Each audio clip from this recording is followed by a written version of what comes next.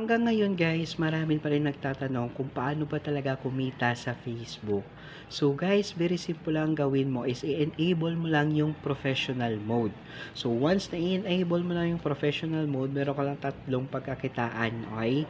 So first is stars, okay? So every time na magbigay sa'yo ng stars, yung viewers mo, is kung pwede ka kumita dito. Pero yung requirements dito para magkaroon ka ng stars is nasa 500 followers dapat.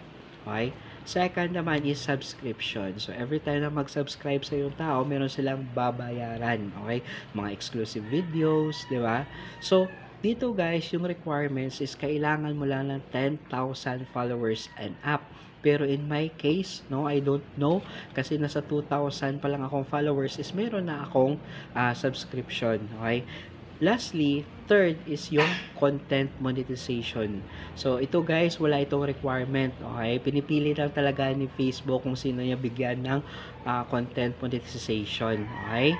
Pero kung gusto mo naman malaman na kumita ng $500 a month na hindi mo na kailangan ng maraming followers, okay? At very simple lang, kahit isang araw is pwede ka na maging creator. So just comment below how at ibibigay ko sa iyo yung buong details ng libre.